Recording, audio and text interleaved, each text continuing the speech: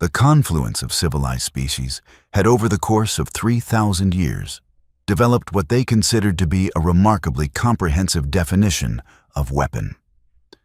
The document ran to approximately 47,000 pages, included holographic appendices, and had been translated into 612 languages, some of which had gone extinct during the translation process.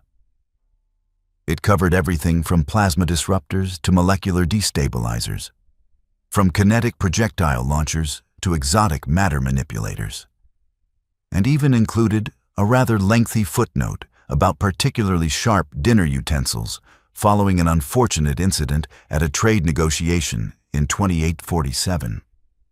What it did not cover, as it turned out, was ingenuity. Ambassador Krell Vox of the Thessian Concordat took his role as Chief of Security for Neutral Station Theta 9, with the kind of seriousness typically reserved for religious zealots and tax auditors. His species had evolved on a high-gravity world where falling over could prove fatal, which had instilled in them a cultural obsession with stability, order, and really thorough safety protocols. Krell Vox himself stood nearly 3 meters tall, possessed 4 arms, each capable of operating security scanners independently, and had compound eyes that could detect threats in 17 different spectrums of light, including several that most species didn't know existed. He was, by all accounts, impossible to fool. This was about to become hilariously irrelevant. Neutral Station Theta 9 orbited a brown dwarf in unclaimed space, deliberately positioned so that no single species could claim territorial advantage. The station itself was a marvel of paranoid engineering. 27 redundant life support systems, hull plating capable of withstanding direct hits from a cruiser-class vessel, and security measures so elaborate that some delegates joked it would be easier to break into a black hole. The upcoming summit had drawn representatives from 43 member species, all gathered to resolve what the official documents delicately termed spirited disagreements, and what everyone else called the absolute disaster waiting to happen in the Kestrel sector. The human delegation arrived on a modest transport vessel that looked like it had been assembled from spare parts and optimism.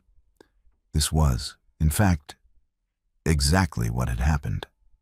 Humanity had been part of the confluence for only 32 years, barely a heartbeat in galactic terms, and still operated on what the other species diplomatically called a limited infrastructure budget, and what humans called broke as hell, but we're here anyway.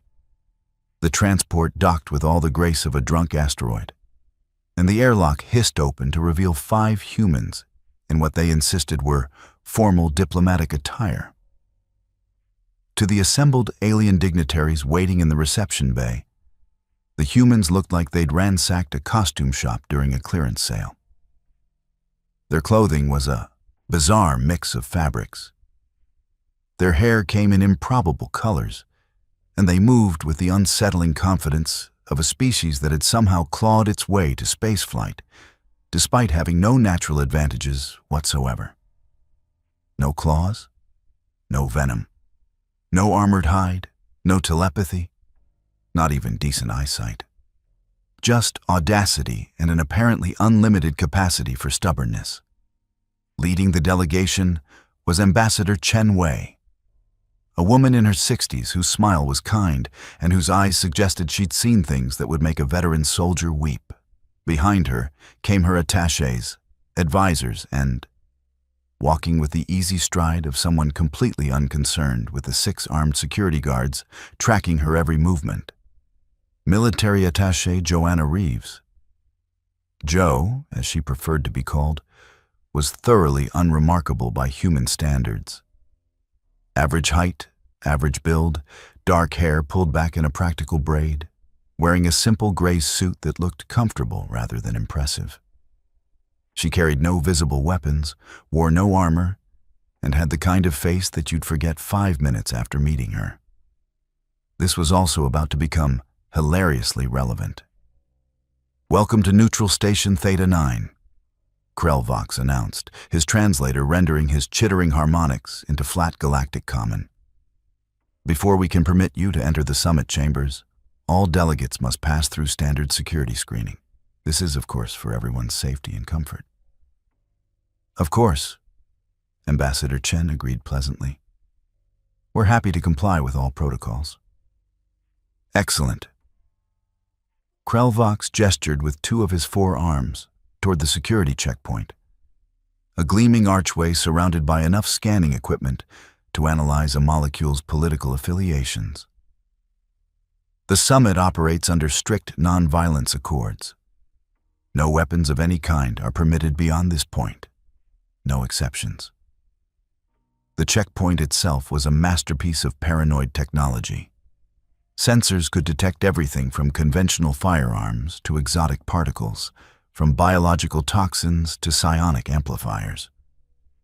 The scanning process was so thorough that it had once identified a delegate's digestive parasite as a potential security threat, leading to both an embarrassing medical procedure and a strongly worded diplomatic protest. The first to approach was a delegate from the Vrin Collective, a species that looked like someone had crossed a mantis with a tank and given it anger management issues. The Vrin warrior chittered irritably as she removed her ceremonial plasma caster, her vibroblades, her pulse grenades, and, after some pointed looks from Krell, a small holdout disruptor she'd hidden in what humans would diplomatically call a private location. Next came a representative from the Hastori Empire, flowing through the checkpoint like animate mercury. The Hastori had to surrender a collection of molecular toxins they naturally secreted, which required a specialized containment unit and 3 signatures on liability waivers. One by one, the delegates complied. The pile of surrendered weaponry grew to impressive proportions, representing enough firepower to level a small moon. Krell supervised with grim satisfaction, his compound eyes gleaming with professional pride. Then came the humans. Ambassador Chen passed through without incident, followed by 3 of her staff. The scanners registered their communicators, their data tablets, their ceremonial pens, analyzed and cleared as non-threatening, and absolutely nothing else of concern. Then Joanna Reeves stepped up to the checkpoint. She looked Krell directly in his compound eyes and smiled. Not a threatening smile, not a challenging smile. Just a smile that somehow conveyed the impression that she was in on a joke that nobody else had heard yet. No weapons, Krell repeated, because he'd learned that humans sometimes needed things explained multiple times. Beyond this point. Understood, Joe replied cheerfully. Then, with movements so smooth they seemed choreographed, she reached down and unbuckled her belt. The entire reception bay went quiet. Krell security team tensed, hands moving toward their own weapons, which they were allowed to carry, naturally, being security. Every alien delegate present suddenly focused on this unremarkable human woman who was undressing in front of a weapons checkpoint. Joe pulled the belt free from her waist with a satisfying snap of leather, folded it neatly, and placed it on the scanning table. There you go, she said pleasantly. Krell stared at the belt. His scanners stared at the belt. The belt, being an inanimate object, did not stare back, but simply lay there being thoroughly belt-like. It is a belt, Krell said slowly. It is indeed, Joe confirmed. Not a weapon. Nope. She was still smiling that smile. Our scanners detect no hidden components, no technological augmentation, no chemical residues. It is simply processed animal hide and a metal buckle. That's generally what belts are made of, yes. Krell compound eyes swiveled in their sockets, a gesture his species used to indicate confusion. Then why? You said no weapons. Joe interrupted gently. I'm complying. See? She patted her pockets, then began removing items with the systematic efficiency of someone unpacking a particularly boring suitcase. Communicator. Data tablet. Breath mints, want one? No? Your loss. Stylus. Hair tie. Protein bar, these are terrible, by the way. But Chen insists we carry emergency rations. Small notepad. Regular pen, not even a fancy one. Loose change from 3 different currencies, because I keep forgetting to exchange them. Each item was placed on the scanning table. Each item was thoroughly analyzed. Each item came back as exactly what it appeared to be. Mundane, boring, and about as threatening as a particularly passive piece of furniture. The scanners found nothing. Not a hint of explosives. Not a trace of toxic materials. Not even an elevated level of suspicious minerals. Joanna Reeves was, according to every instrument available to the Confluence's most advanced security system, completely and utterly harmless. Krellvox's secondary arms twitched with frustration. "You may proceed," he finally said, though he sounded deeply unsatisfied with this conclusion. Jo collected her items, rebuckled her belt, and walked through the checkpoint with the casual stride of someone who had absolutely nothing to hide, and found the entire process mildly entertaining. The summit chamber was exactly what you'd expect from a civilization that had 47,000 pages of weapons regulations. Aggressively neutral. The walls were a soothing beige that managed to be simultaneously calming and personality-free. The furniture was designed to accommodate 43 different body types, which meant it was comfortable for exactly none of them. The lighting was calibrated to be acceptable to species with visual ranges from infrared to ultraviolet, resulting in an ambiance best described as clinical depression. At the center of the room sat the conference table of eternal neutrality, which was round to prevent anyone from claiming a head position and made from a material that was simultaneously stronger than diamond and more boring than accounting. The delegates filed in, sorted themselves by faction, and began the time-honored tradition of glaring at each other while pretending to review their notes. The crisis at hand involved the Kestrel sector, a region of space that contained 3 habitable planets, 2 asteroid fields rich in rare minerals, and 1 very confusing nebula that occasionally achieved sentience and then forgot about it. The Vryn Collective claimed the sector by right of discovery. The Hastori Empire claimed it by right of historical precedent. Both claims were technically valid, thoroughly documented, and completely incompatible. This would have been merely irritating, except for one small detail. Both the Vryn and the Hastori were what galactic anthropologists politely termed aggressive expansion species, and what everyone else called those guys who'll fight you over a parking space. The Vryn had evolved as apex predators on a death world where everything, including the plants, was trying to kill you. They stood 2.5 meters tall, possessed 4 limbs ending in razor-sharp claws, could spit acidic venom with impressive accuracy, and had exoskeletons tough enough to deflect small arms fire. Their idea of negotiation typically involved seeing who was still standing when the screaming stopped. The Hastori were barely corporeal, their bodies composed of a semi-liquid metallic compound that could flow through cracks, reshape itself at will, and conduct enough electricity to power a small city. They could form bladed edges sharp enough to split atoms, generate localized electromagnetic pulses, and had once dissolved an entire diplomatic mission because someone made a joke about mercury being toxic. Neither species had much use for the concept of backing down. The meeting began with the traditional opening remarks, which were polite, formal, and fooled absolutely nobody. Ambassador Chen spoke for humanity, noting that while Earth had no claim to the Kestrel sector, they hoped to facilitate a peaceful resolution that respected all parties' interests. This lasted approximately 14 minutes. The Vryn delegation leader, War Coordinator Shrix Kal, clicked her mandibles dismissively.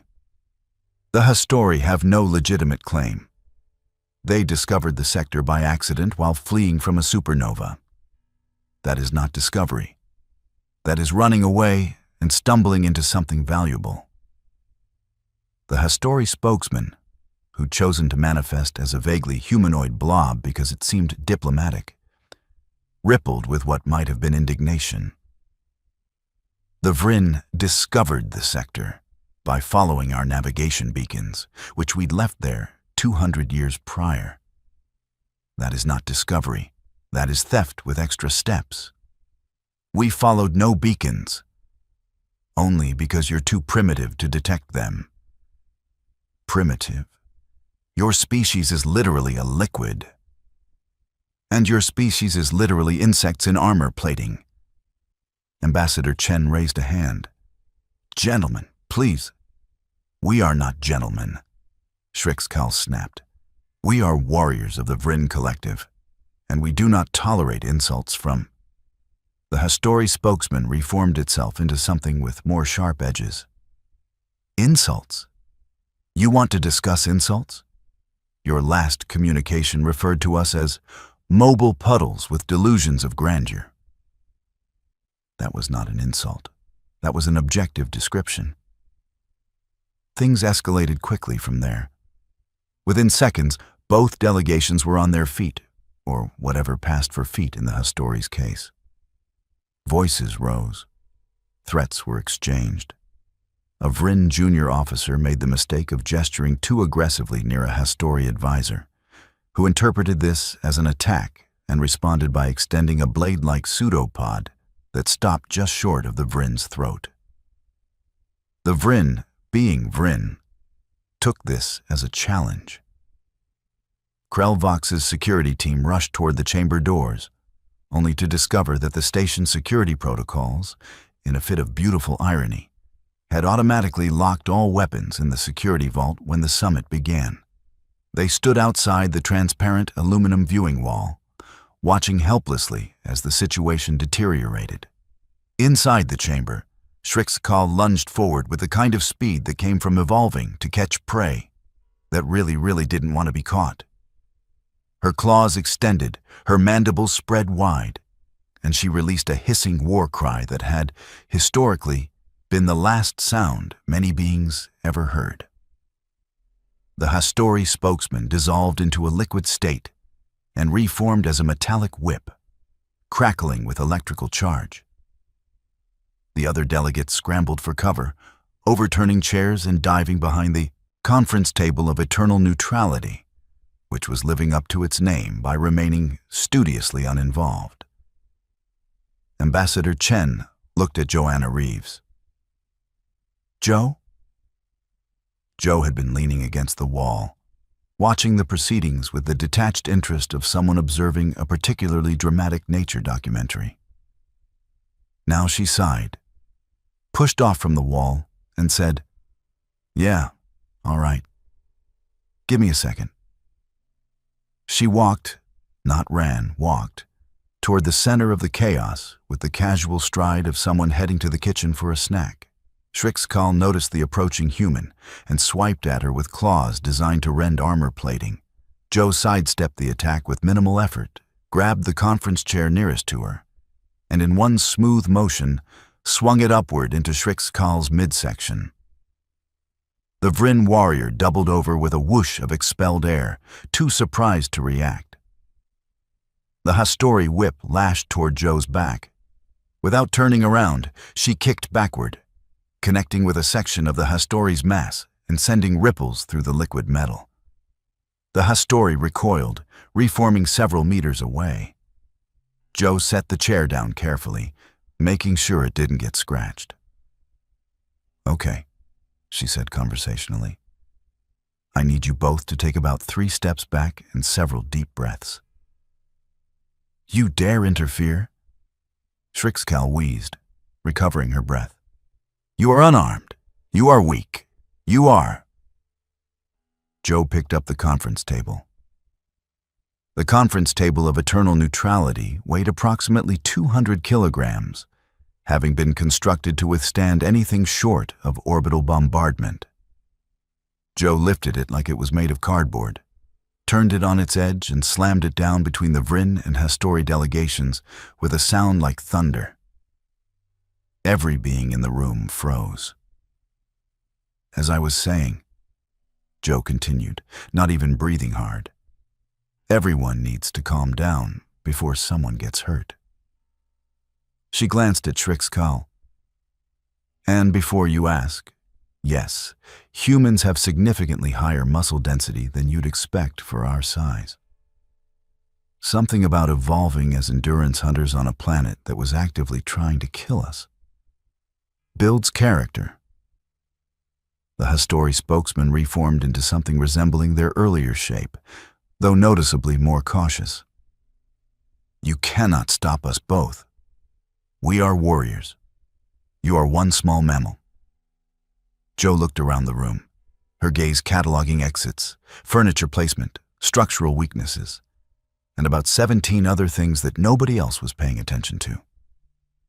You know what's funny? She said, reaching up to pull a decorative curtain rod from the wall. The heavy metal bar came free with a satisfying screech. Your whole confluence has spent 3,000 years defining weapons. You've got categories and subcategories and special exemptions and grandfather clauses. 47,000 pages of, this is a weapon, this is not a weapon. She tested the weight of the curtain rod, gave it an experimental swing. But humans, we never bothered with those kinds of distinctions. She smiled that smile again, because we figured out a long time ago that anything is a weapon if you're creative enough.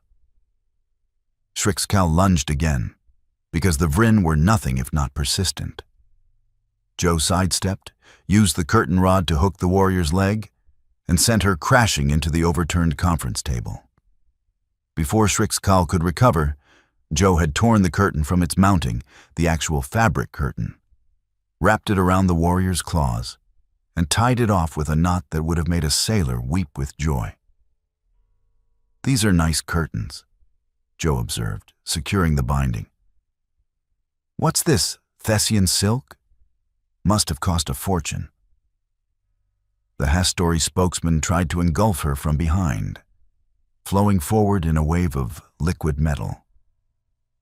Joe grabbed the nearest chair, jammed one of its legs into an electrical outlet in the wall, and watched as several thousand volts of electricity coursed through the chair's metal frame. She didn't touch the chair. She just held it by its plastic cushion, using it like the world's most uncomfortable cattle prod, and herded the Hastori spokesman into a corner where several other Hastori were cowering. Please stay there, she said politely. I really don't want to have to electrocute anyone today. It's murder on the station's power bill. A junior Vryn officer tried to rush her from the side. Joe picked up her protein bar, the terrible one she'd mentioned earlier, unwrapped it, and threw it with enough force that it hit the officer square between the eyes. The Vryn stumbled backward, tripped over an overturned chair, and landed in an undignified heap. Told you those rations were terrible, Joe remarked to no one in particular. She moved through the chaos like a choreographer arranging a particularly violent ballet. Every object in the room became a tool. Chairs became barriers, table legs became levers. Even the data tablets left on desks became projectiles when thrown with sufficient velocity and surprising accuracy. A Vryn warrior tried to spit venom at her. Joe grabbed a decorative plant, some kind of engineered fern that the station's botanist had insisted would really tie the room together, and used it as a shield. The venom hissed against the leaves, which apparently were venom-resistant because the confluence spared no expense on their decorative foliage. Interesting choice for interior decoration, Joe commented, examining the plant. Practical and aesthetic. Then she threw the entire planter at another advancing Vryn, who went down in a shower of soil and complaints. The Hastori attempted to coordinate an attack, flowing together to create a larger, more threatening form. Joe pulled down another curtain rod, threaded the fabric through it like the world's most aggressive tent pole, and created an improvised barrier that the Hastori couldn't flow through without getting tangled in Thessian silk. "You're really making me work for this," she said, slightly out of breath now. "I appreciate the exercise, but this is way more cardio than I was planning for today." Shrix, having freed herself from the curtain bindings through sheer determination and several torn claws, charged one final time with a roar that shook the walls. Joe waited until the last possible second, then simply stepped aside, grabbed the warrior's own momentum, and redirected it straight into the wall. The impact left a Vryn-shaped dent in the indestructible wall plating. "Huh," Joe said, examining the damage. "Guess nothing's really indestructible if you hit it hard enough." The chamber fell silent, except for the groaning of various injured warriors and the soft hum of the station's life support systems.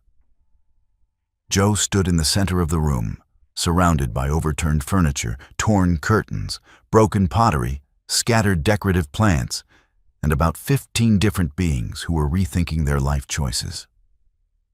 She wasn't even breathing that hard. Krelvox finally managed to override the security locks and burst into the room with his entire security team, weapons drawn and ready for a war zone. Instead, they found one human woman calmly straightening her suit, while the representatives of two of the galaxy's most aggressive warrior species sat in various corners looking thoroughly defeated by office furniture. "What?" Krelvox's translator struggled with whatever sound he just made. "What happened here?" Ambassador Chen, who'd watched the entire thing from behind an overturned desk with the calm of someone who'd seen this exact scenario play out at least twice before, stood up and brushed off her suit. There was a minor disagreement. Attaché Reeves facilitated a de-escalation. De-escalation? Krelvox looked at the destroyed conference room. "This looks like a battle zone." "You should see what it looks like when we actually fight," Joe said helpfully.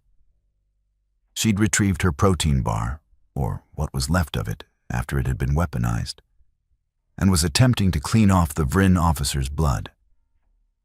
"Anyone got a napkin?" Shrix pulled herself from the wall, her armor plating cracked, but her dignity even more damaged. "You," she wheezed. "You used no weapons." "Correct," Joe agreed. "You used furniture." "Also correct. And curtains." "Those were really nice curtains, too. Sorry about that." She didn't sound particularly sorry. The Hastori spokesman reformed itself, though noticeably smaller and less threatening than before. "How did you... Your species has no natural weapons. No claws, no venom, no armored hide. You should be prey, not predator." Joe considered this. "You know what's funny? We asked ourselves the same question about 60,000 years ago when we were getting chased around by everything on our planet that had bigger teeth than us. And you know what we figured out?" She smiled. And this time, it was the smile of a species that had clawed its way to the top of their food chain through sheer, bloody-minded refusal to stay dead. "We didn't need specialized weapons because we learned to make everything into a weapon. That rock, weapon. That stick, weapon. That pile of bones from dinner, weapon, and also building materials. That friendly wolf that kept hanging around our campfire, best friend and co-weapon." She gestured around the ruined conference room. "You all evolved specific tools for specific jobs, which is great, don't get me wrong, very efficient. But humans evolved one tool, our brain. And our brain's favorite game is How can I use this random object to solve my problems? Usually violently, sometimes not. Depends on the day. Krelvox was running scanners over the room, his compound eyes swiveling in distress. But our security protocols, our weapons regulations, they specifically prevent weapons. Joe interrupted gently. They don't prevent creativity, or physics, or the fact that a chair moving at sufficient velocity will absolutely ruin someone's day, regardless of whether it's classified as a weapon. One of the junior Vrin officers, still sitting in a pile of dirt and broken pottery, clicked his mandibles weakly. But this was supposed to be a secure location. No weapons allowed. We agreed to meet here because it would be safe. It is safe, Ambassador Chen said, stepping forward. Because as Attaché Reeves has demonstrated, violence is a choice, not an inevitability. You both chose to engage in combat despite being in a weapons-free zone. The lack of weapons didn't stop you. It just changed your tactics. She looked at both delegations with the kind of expression that grandmothers reserve for children who'd been caught fighting in church. Now, we can continue down this path, where you both try to hurt each other with increasingly creative uses of office supplies, or we can sit down like civilized beings and actually negotiate a solution to the Kestrel sector dispute. Your choice. Shrix-Kal and the Hastori spokesman looked at each other, then at the ruined conference room, then at Joe, who was now using her stylus to pick plant debris out of her braid.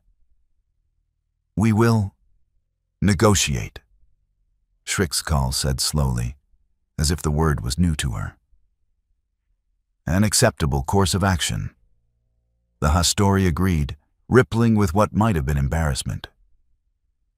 Wonderful, Ambassador Chen said brightly. Shall we reconvene in 1 hour? That should give station maintenance time to fix the furniture and everyone time to patch up their wounded dignity.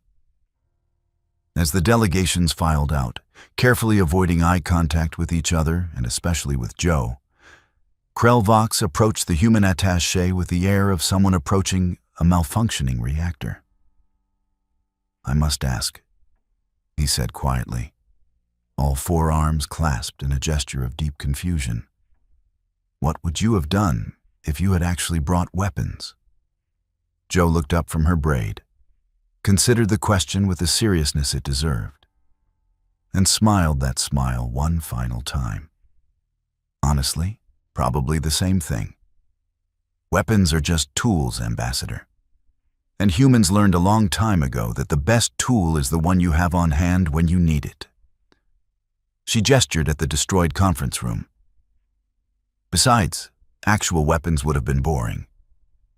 Where's the creativity in just shooting someone? Krelvox made a sound that the translator gave up trying to interpret. 3 hours later, after furious negotiation, creative compromise, and only 2 more minor incidents involving creative use of office supplies, the Vrin Collective and Hastori Empire reached an agreement on the Kestrel sector. They would jointly develop the region, with clearly defined territorial boundaries, shared mining operations, and a mutual defense pact that surprised absolutely everyone.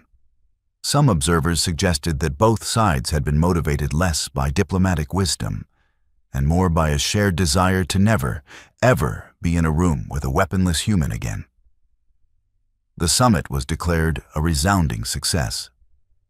The delegates departed with signed agreements, renewed respect for the negotiation process, and a collective decision to never speak of the furniture incident in official records. Krelvox, for his part, spent 3 weeks revising the Confluence's weapons regulations. The new edition ran to 47,032 pages and included an entire chapter titled Regarding Humans and the Weaponization of Literally Everything. It was still insufficient. As the human delegation prepared to depart neutral station Theta 9, Joe stood at the viewing port, looking out at the stars with the satisfied expression of someone who'd done a good day's work and hadn't even needed to fill out excessive paperwork. Ambassador Chen joined her, 2 cups of terrible station coffee in hand. "You enjoyed that, didn't you?" "Enjoyed what?" Joe asked innocently, accepting the coffee. "Proving that our entire species is terrifying." Joe considered this, took a sip of coffee, grimaced at the taste, and shrugged. Someone had to remind them that evolution isn't just about who has the biggest claws. Sometimes it's about who's creative enough to turn a conference room into a tactical advantage. She paused. "Also, those Vryn were being really rude to you during the opening remarks. Nobody talks to my ambassador that way." Chen laughed. "My hero." As their transport pulled away from the station, Krelvox watched from his security office, all 4 arms wrapped around himself in what humans would recognize as a self-comforting gesture. His assistant, a young Thessian who'd witnessed the entire incident, approached cautiously. "Sir, should we recommend updating security protocols for future human visits?" Krelvox's compound eyes swiveled to regard his assistant with an expression that conveyed millennia of evolutionary wisdom and absolute certainty. "Update them to what? Remove all furniture? Strip the walls? Conduct negotiations in empty space?" He gestured at his monitors, which still showed footage of Joe's systematic dismantling of 2 warrior species using nothing but interior decoration. "They don't need weapons. They don't even need tools. They just need things. And there are always things. So what do we do?" Krelvox was quiet for a long moment, watching the human transport disappear into the darkness of space. "We thank the universe that they're on our side. And we never, ever make them angry enough to get creative." The assistant nodded slowly. "I'll add that to the official report." "Make sure you do. And add a note recommending that all future diplomatic venues hosting humans be stocked with particularly sturdy furniture. If they're going to weaponize our conference rooms, we might as well make sure the furniture can handle it." Somewhere in the darkness of space, aboard a transport held together by spare parts and optimism, Joanna Reeves rebuckled her belt. Just a simple belt, nothing special, certainly not a weapon, and smiled to herself. After all, humans had spent millennia learning to survive on a planet that was trying to kill them with everything from weather to wildlife. They'd learned to turn rocks into tools, tools into technology, and technology into civilizations that reached for the stars. Why would they ever need specialized weapons when literally everything was a weapon if you just tried hard enough? The confluence of civilized species would eventually understand this fundamental truth about humanity. Some learned it through careful observation and cultural exchange. Others learned it the hard way in a conference room with furniture. But they all learned. And in the grand archive of the confluence, in the official records of the Theta 9 Summit, there exists a single footnote to the Kestrel Sector Accords. It reads simply, "Resolution achieved through unconventional diplomatic methods. Human involvement noted. Request all future negotiators review attached footage before engaging in aggressive posturing." The footage ran for 6 minutes and 43 seconds. It was mandatory viewing for all new diplomatic staff. It had been downloaded over 6 million times, had spawned 3 separate academic papers on applied improvisation in combat scenarios, and had fundamentally changed how the galaxy thought about the phrase unarmed and harmless. Because in the end, the confluence learned what humans had known for 60,000 years. Weapons aren't what make you dangerous. Creativity is what makes you dangerous. Weapons just make it easier. And humans had never been ones to take the easy path,